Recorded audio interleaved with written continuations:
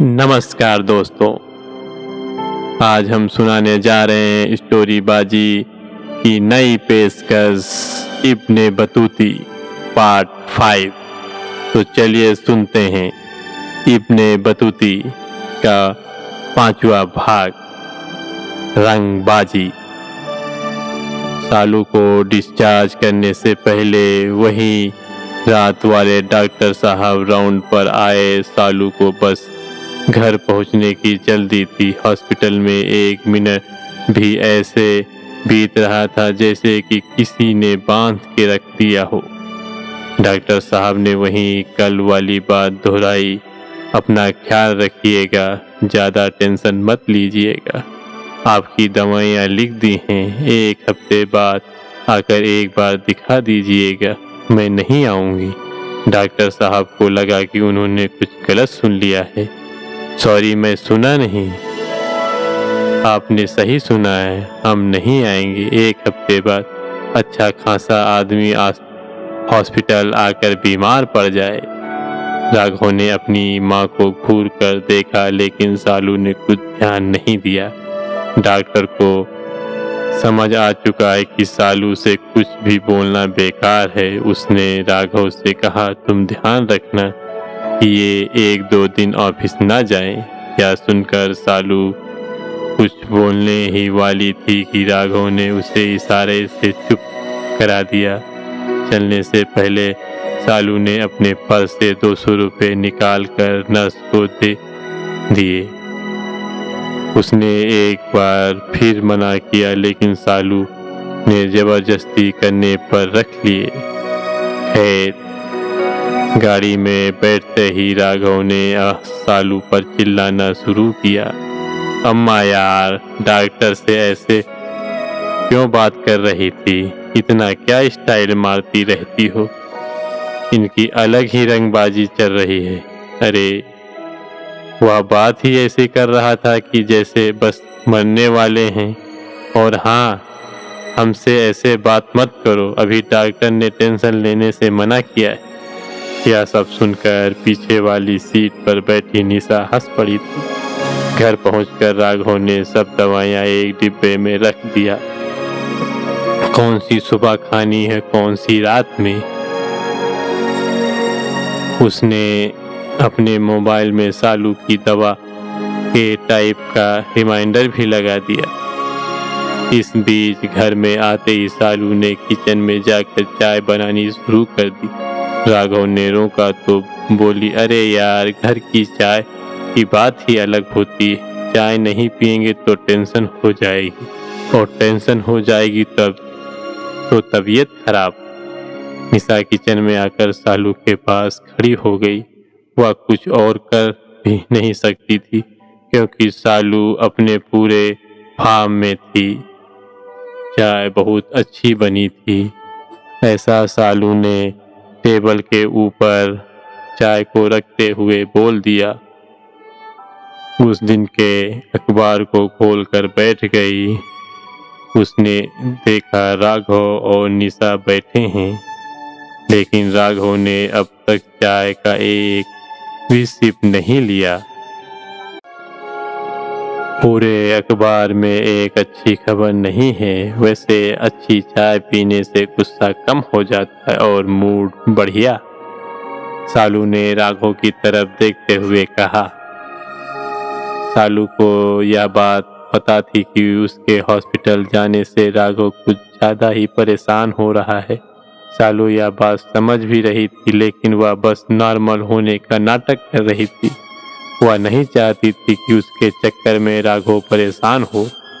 चाय पीते हुए सालू ने दोबारा अखबार को पलटना शुरू किया। एक ही अखबार में एक ही पन्ना पढ़ते हुए अलग अलग लोगों की नज़र अलग अलग खबरों पर जाती है। जैसे ही सालू की नज़र एक छोटी सी खबर पर गई, भारत के मोस्ट वांटेड माओवादी नेता रुपेश और उनकी पत्नी को कोयम्बटूर में गिरफ्तार किया गया है।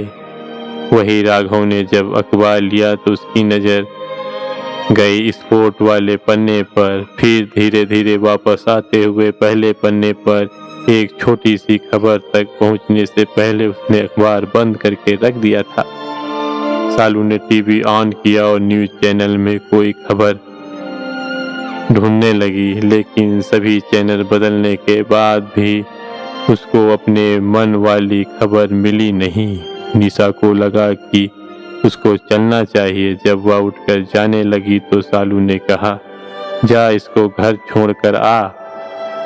आंटी मैं अपने आप चली जाऊंगी, ऑटो मिल जाएगा। अरे ये छोड़ आएगा। राघव अभी चाय पी रहा था। बैठा क्या है, निशा को छोड़कर आ, सालू ने अपनी आवाज में वजन डाले हुए कहा।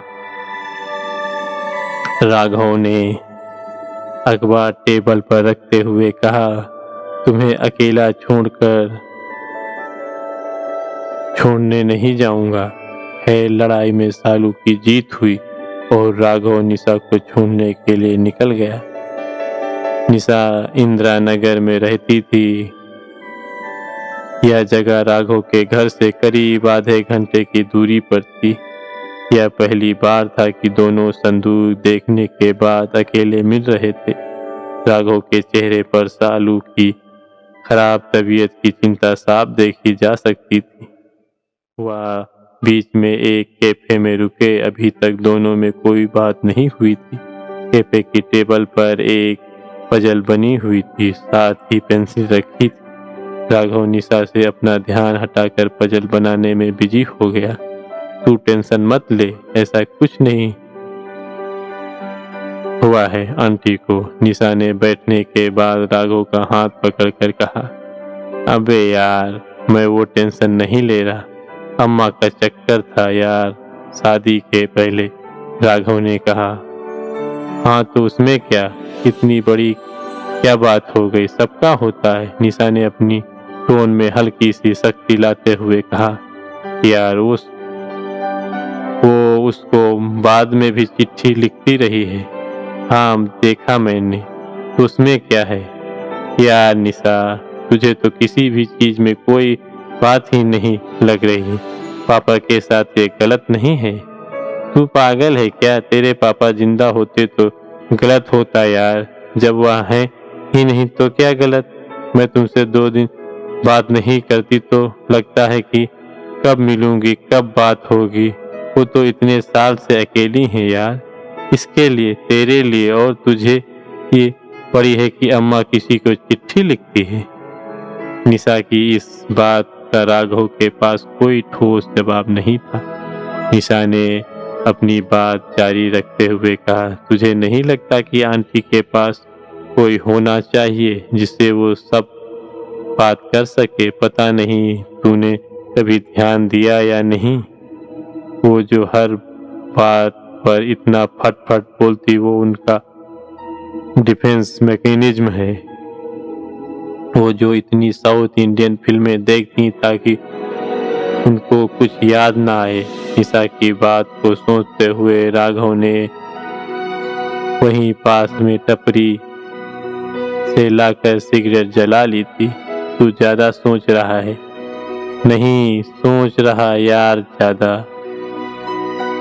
मुझे कुछ समझ नहीं आ रहा। मुझे ये भी लग रहा है कि मेरे जाने के चक्कर में ज्यादा सोच लिया उन्होंने, इसीलिए ही उनकी तबीयत खराब हुई। राघव बहुत तेजी से अपनी सिगरेट खत्म कर रहा था, जैसे दिमाग से नहीं सिगरेट से सोच रहा हो। मुझे लगता है कि हमें आंटी का मैट्रिमोनी दे देना चाहिए। हैं?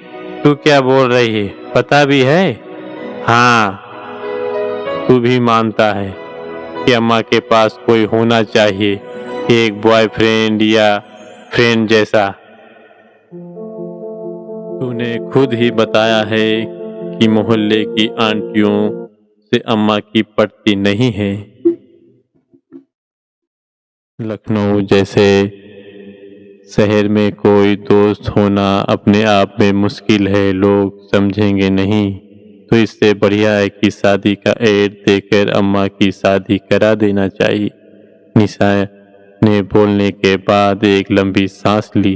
भारी बात को हल्का करने के लिए लंबी सांस की जरूरत पड़ती है। यार मुझे कुछ समझ नहीं आ रहा। अम्मा का शादी करना कितना ऑड लगेगा, नहीं? राघव ने 2 कॉफी लाने का इशारा करते हुए कहा। इसमें ऑड लगने वाली क्या बात है? लोग दूसरी शादी नहीं करते। राघव ने पजल पूरी कर ली थी और निशा ने अपनी कॉफी खत। कहते हैं लेकिन लेकिन वेकिन कुछ नहीं। निशा अपनी बात पूरी करते करते कुछ रुक गई। यार मैं अम्मा को शेयर नहीं कर सकता। यार तू ऐसी बात तो कर मत, अपने तो जा रहा है बाहर, पता नहीं आएगा नहीं आएगा, कितने साल बाद आएगा। ये फालतू में इमोशन होने का ड्रामा मत कर अब। निशा अपने दुख को कंट्रोल नहीं कर पा रही थी, फिर भी अपनी बात संभालते हुए बोली, मेरा मतलब है कि तू तो अब कुछ साल यहाँ रहेगा नहीं। आंटी एकदम अकेले हो जाएंगी। निशा को अब समझ नहीं आ रहा था कि इस बात के आगे वह बोले क्या। वह अपनी कॉफी पर ही फोकस कर रही थी। इतने में राघव ही बोला, अब बे कुछ बोल, क्या करूं? अच्छा तो ये भी तो हो सकता है कि उनका कोई दोस्त हो जिससे उनकी बातें होती हों, वही चिट्ठी वाला या फिर कोई और हो सकता है, लेकिन कभी ऐसा लगा नहीं। तू कैसे बोल सकता है? मैंने उनका मोबाइल चेक किया है। यार तू बहुत बदतमीज है। ऐसे मोबाइल क्यों चेक किया तूने? निशा को अब राघव के बचकानेपन पर गुस्सा आ रहा था। राघव ने बात संभालते हुए कहा, अरे मतलब है कि उन्होंने कुछ इंस्टॉल करने दिया था तो मैंने मैसेज देखे थे, उनमें कुछ नहीं है। फिर भी चेक नहीं करना चाहिए ना? अरे तू तो पीछे ही पड़ गई। मेरी माँ है, चेक कर सकता हूँ ना? तू देता है अपना मोबाइल आंटी को? नहीं, क्यों नहीं देता? यार निशा छोड़ ना, तू नहीं समझेगी। समझ तू नहीं रहा है, खुद पर आई तो मैं समझूंगी नहीं। मालूम है तेरा प्रॉब्लम क्या है? तू ये मानता है कि तेरे बिना आंटी की कोई लाइफ कैसे हो सकती है? तुम्हारे बचपने से लेकर तुम्हें बड़ा करो, हर चीज का ख्याल रखो, सब कुछ तुम्हारे हिसाब से हो। और हाँ, अम्मा की अपनी लाइफ तो कुछ है ही नहीं। निशा तू बात ज्यादा खींच रही है। देख तू और सोच, आंटी की लाइफ है कि नहीं। मुझे लगता है तुझे आंटी से बात करनी चाहिए। यार वह अम्मा के लेटर पढ़कर अच्छा नहीं लगा। राघव ने एक और सिगरेट सुलगा ली। अच्छा क्यों लगेगा? तुम्हारे मेल ईगो को ठेस हो लग गई। यार इतनी अच्छी अम्मी है तेरी, तू एक बार उनसे हिसाब से सोच कि उनको क्या मिला। क्या करूँगा बात। रास्ते भर राघव और निशा की कोई बात नहीं हुई। राघव को अब भी समझ नहीं आ रहा था कि वह कैसे रिएक्ट करे। जब वह निशा को उसके घर के बाहर ड्रॉप कर ही रहा था तो उसे निशा के पापा मिल गए।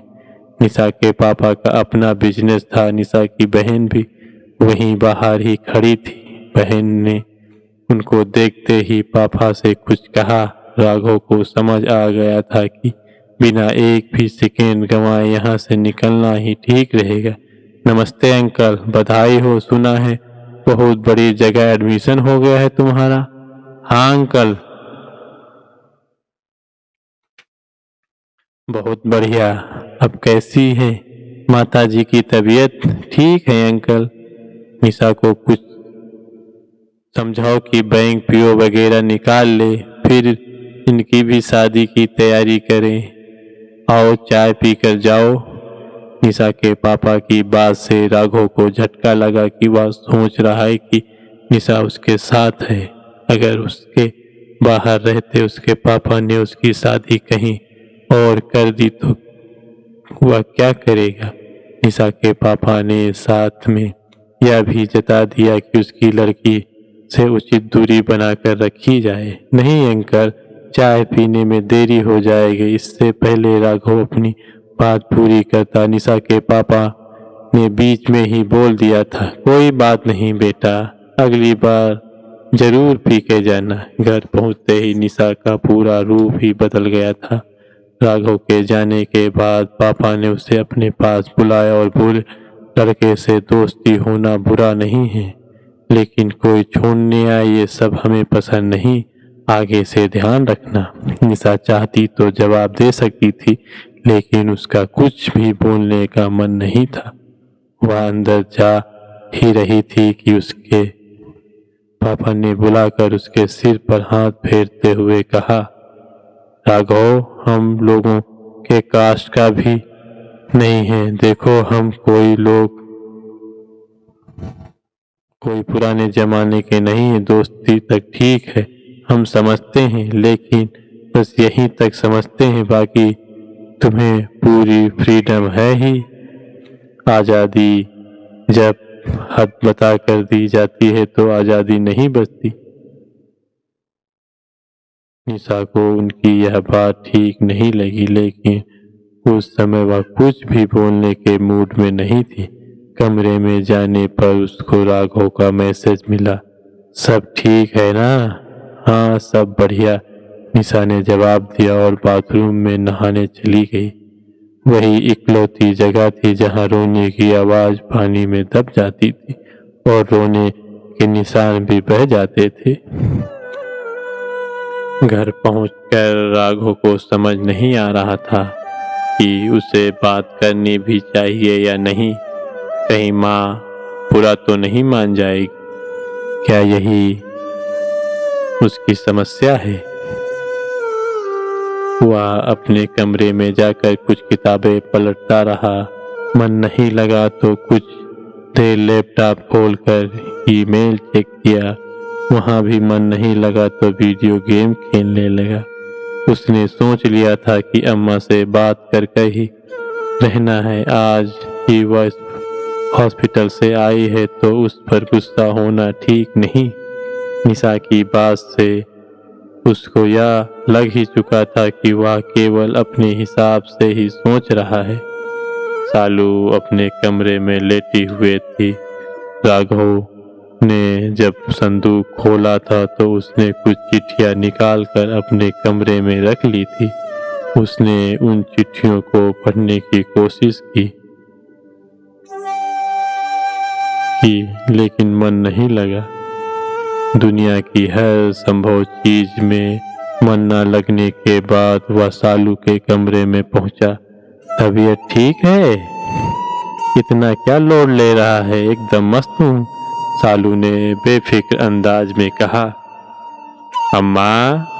हाँ बोल। केवल अम्मा बोलकर तो कभी नहीं रुकता तू। कुछ नहीं। क्या हुआ बोल अब। ऐसा क्या सस्पेंस बनाया हुआ है? सालू ने पास में रखी बोतल से पानी पिया और टीवी ऑन कर दिया। पहले टीवी बंद करो। सालू को समझ आ चुका था कि कुछ बात है जो राघव बोलना चाह रहा है लेकिन बोल नहीं पा रहा है। गुस्सा नहीं होगी? बोल दे। इससे पहले राघव कुछ बोलता सालू ने दोबारा कहा, बहुत ज्यादा गुस्सा करने वाली बात हुई तो गुस्सा आने की गारंटी मेरी नहीं। अब बोल।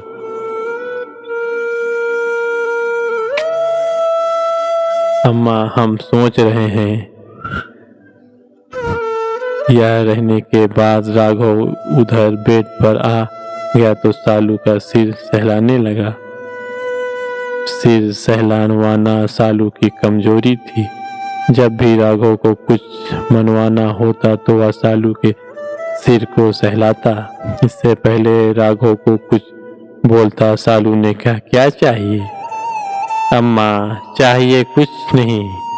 हम सोच रहे थे कि तुम अकेली रहती हो, इतनी बातें होती होंगी मन में, बोल नहीं पाती होगी, तो हम ये कहना चाह रहे थे कि तुम किसी से दोस्ती क्यों नहीं कर लेती। मेरा मतलब है कि अब इस उम्र में बॉयफ्रेंड बनाने की बात कर रहा है तू? सालू ने राघव की मुश्किल आसान करते हुए कहा। हाँ, यही कह रहे हैं। सालू ने राघव के सिर पर हाथ रखा और चेक किया, बुखार तो नहीं है, और कहा, आइडिया तो बहुत अच्छा है। राघव को इस जवाब की उम्मीद नहीं थी। वह सोच रहा था कि अम्मा गुस्सा हो जाएगी। तो हम कह रहे थे कि कोई ऐसा होना चाहिए ना जो अच्छा दोस्त हो तुम्हारा। मेरा मतलब है एक खास दोस्त होता है ना, जरूरी नहीं कि उसे बॉयफ्रेंड ही बोला जाए। दोस्त वोस्त क्या होता है? बॉयफ्रेंड बोल, बॉयफ्रेंड। सालू ने अपने सिर का पिछला हिस्सा आगे करते हुए बताया कि इधर भी सहलाओ। शायद हॉस्पिटल की महक सालू के नाक में चढ़ गई थी। उसने इशारे से राघव को सिर में तेल लगाने के लिए कहा। सालू ने जब अपने बाल खोले तो पहली बार राघव की नजर सालू के सफेद बालों पर पड़ गई। डाई लगाया करो अम्मा, ऐसे कैसे मिलेगा तुम्हें तुम्हारा बॉयफ्रेंड? सफेद बाल बुढ़ापे के नहीं, समझदारी की निशानी है। सालू को तेल लगवाने में अच्छा लग रहा था, इसीलिए उसने आंखें बंद की हुई थी। हाँ तो अम्मा,